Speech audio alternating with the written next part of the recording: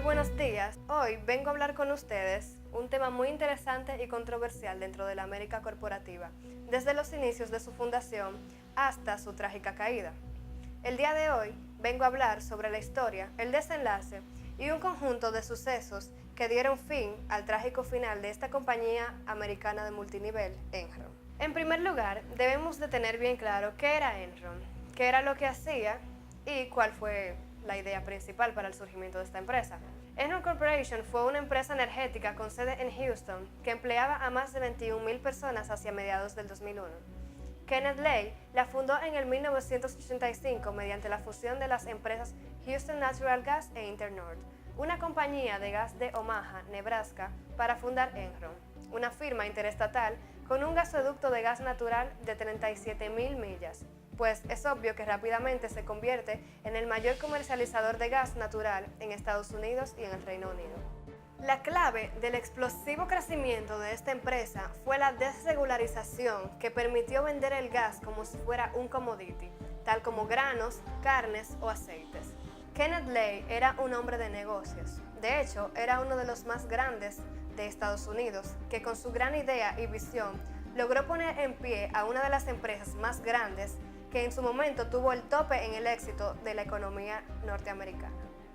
La conclusión es que este individuo antepone los beneficios a los escrúpulos en lugar de tomar medidas por el fraude y los crímenes que se estaban cometiendo enfrente de sus narices.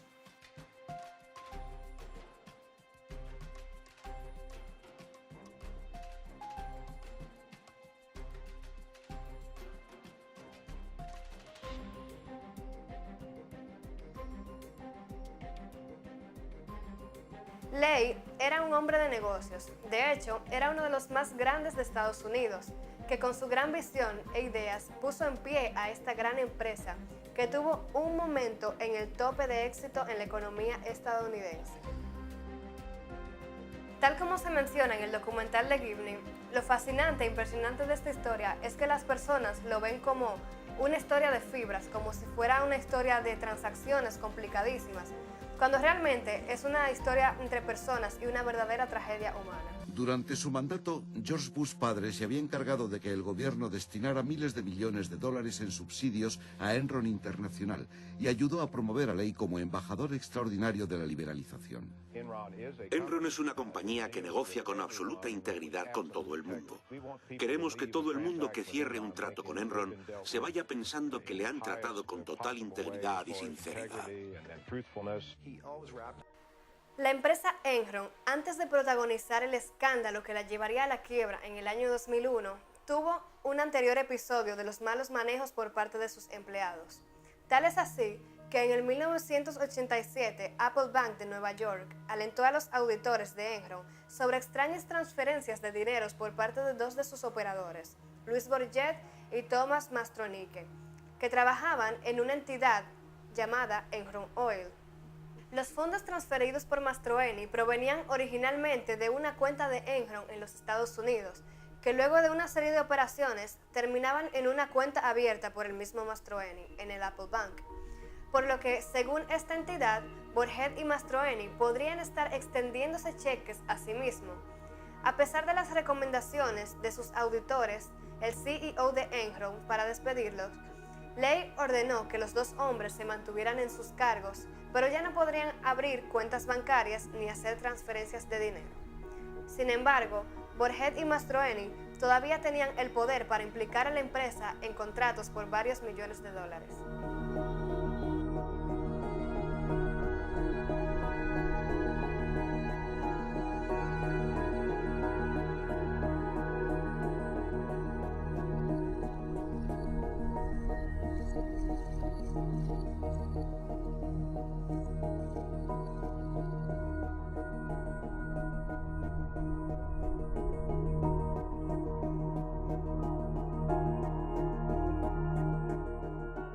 Todo el mundo empezó a darse cuenta.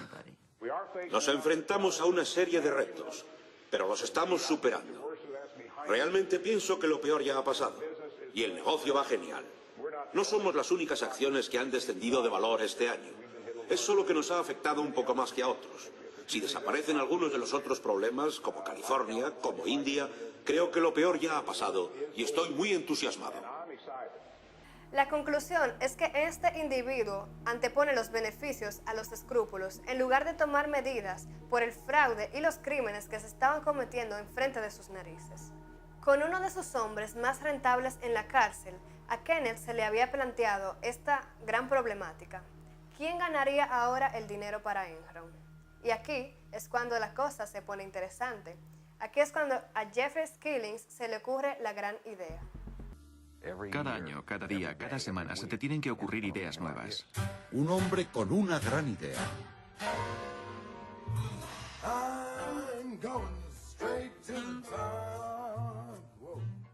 Y aquí es cuando las cosas se ponen interesantes. Aquí es cuando Jeffrey Skillings aparece con la brillante idea, el cual pidió que se adoptara el moderno sistema contable llamado Mark to Market, precio de mercado, proponiendo que reflejaría el valor económico real de los activos.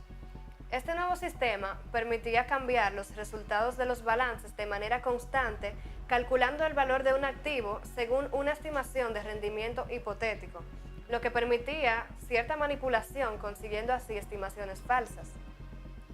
Ya para el año 2001, a medida que el negocio de Enron se iba volviendo más complejo, su capital crecía también, pero Enron había creado varias empresas de asociados con el propósito de que sus directivos pudieran traspasar deudas fuera de los libros contables de la compañía, tal como fue el caso de Chelco y Whitening.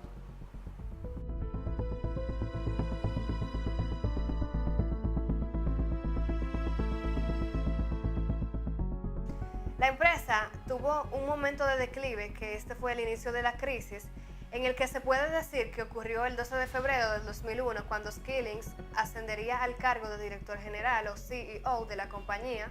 Para aquel entonces, las consecuencias de los malos manejos ya no podían sostenerse más y los problemas de liquidez eran bastante serios. Enron comenzó a ser perseguido por sus deudores, a su vez que varias entidades de propósitos especiales que eran propiedad de Enron mostraban signos de insolvencia.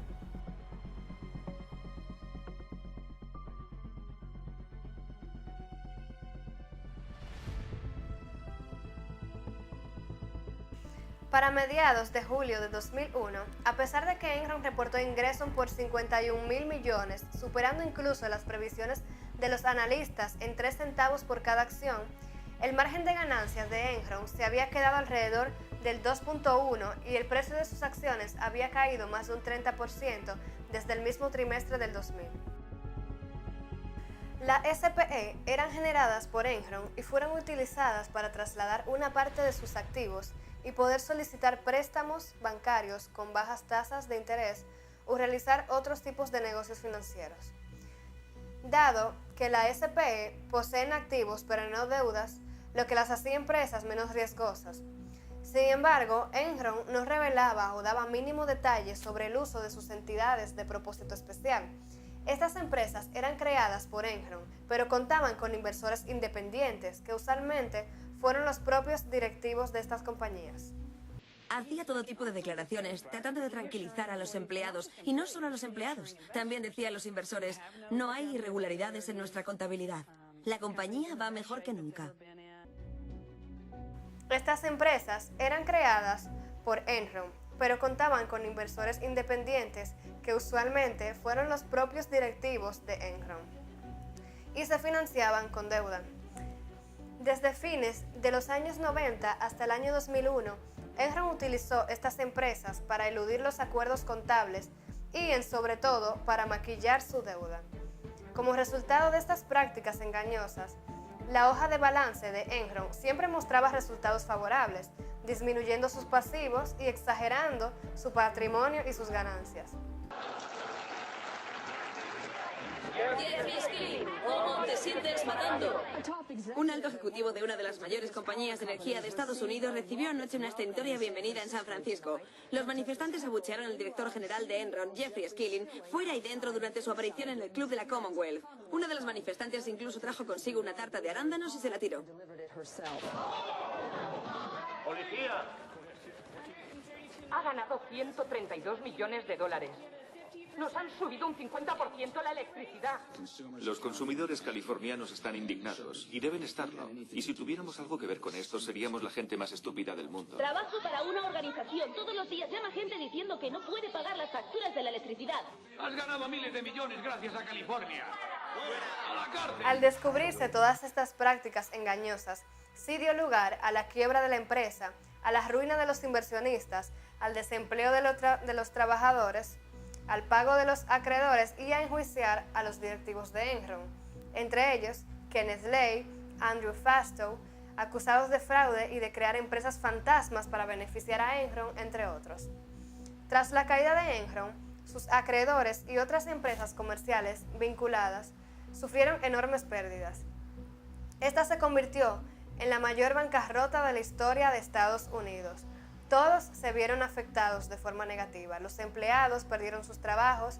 Incluso el 62% de los ahorros de 15,000 empleados estaban basados en los planes de acciones de Enron, por lo cual no pudieron hacer uso de dicho dinero. También los accionistas de Enron perdieron 74,000 millones en los 4 años previos a la quiebra de la empresa. Enron acumulaba casi 67,000 millones en deudas a los acreedores, ante lo cual debió realizar subastas para vender diversos activos y poder cumplir con sus obligaciones. Cuando empezó a crecer la ola de indignación pública, Ken Lay huyó y organizó una reunión de amigos, y supongo que tuvo un poco más de vista que nosotros. Invitó a Arnold Schwarzenegger. Se reunieron en el Hotel Península para almorzar. Las notas de esa reunión siguen sin aparecer, pero sabemos que el discurso de Ken Lay fue: tenemos que mantener el curso de la liberalización y el mercado se corregirá solo y todo saldrá bien. En ese momento no entendimos por qué estaba tan preocupado, pero ahora sabemos por qué. El hecho es que Ken Lay estaba allí porque sabía que Enron era un castillo de naipes. Y si la liberalización se iba al garete, Enron iba detrás.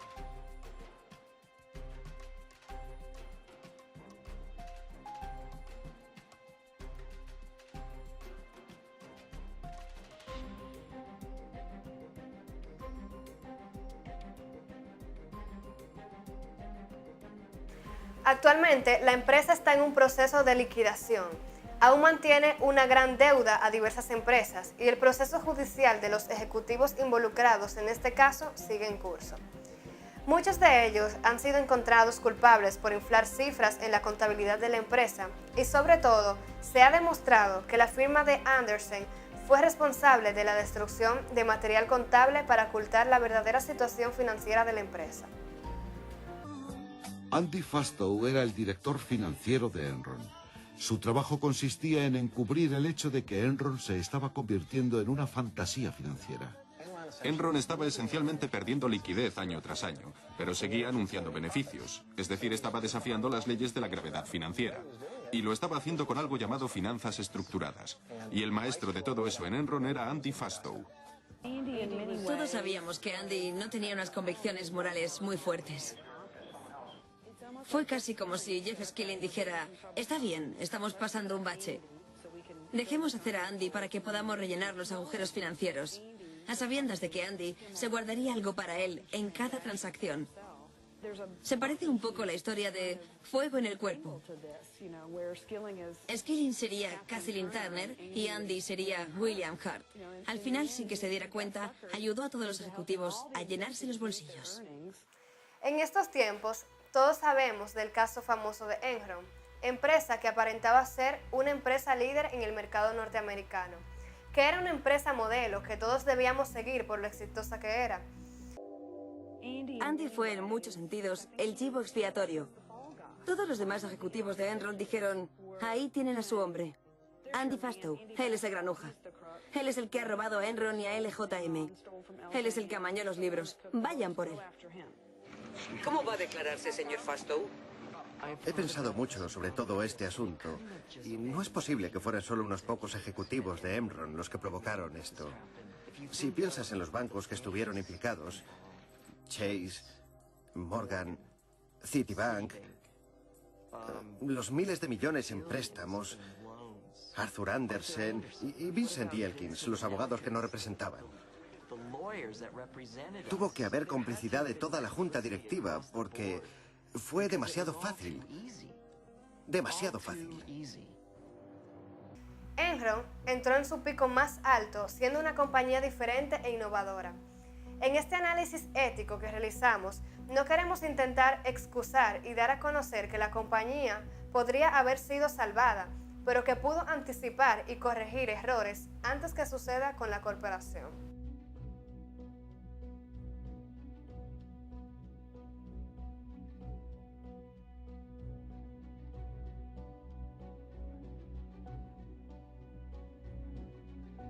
Ken Lay, Jeff Skillings, Andy Fastow y Louis Pai, los responsables de Enron, se esforzaron para permanecer en los puestos más altos de la compañía, reafirmando y mejorando las fortalezas de la empresa.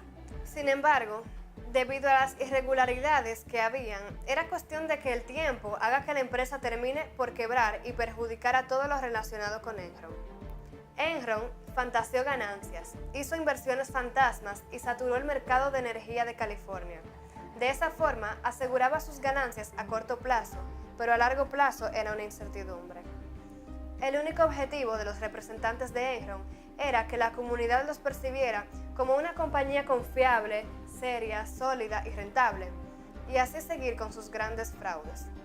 Y después de todos estos indicadores que daban a que Enron era una empresa falsa y sostenible, que al final de camino era evidente, no podemos dar una explicación de la falta de visión y prevención de los líderes de la compañía.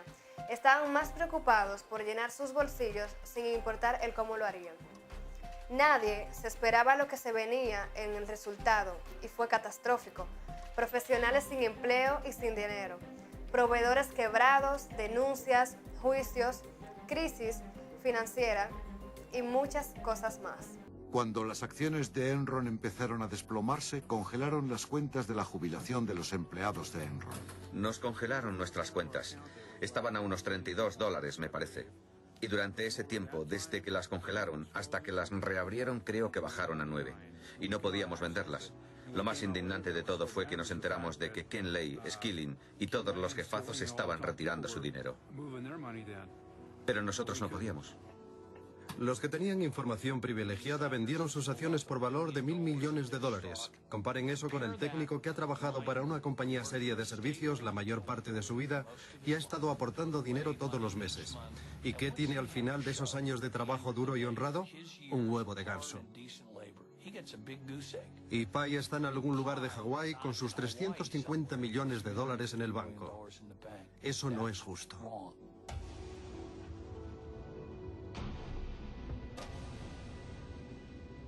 Fue una decepción mundial, y más para Estados Unidos, que era la empresa que daban respaldo y se sentían orgullosos por el buen manejo, pero los errores se aprenden y dejó mucho que aprender.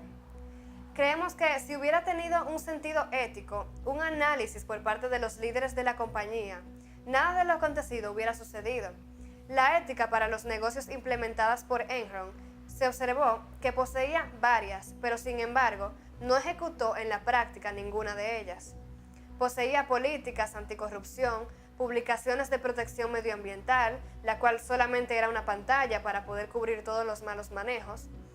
Enron también trabajaba con uno de los más conocidos auditores, Arthur Andersen, quien ejercía la función de auditor interno y externo a la vez, lo cual no era ético, y contribuyó a los actos fraudulentos de la compañía, ocultando información financiera.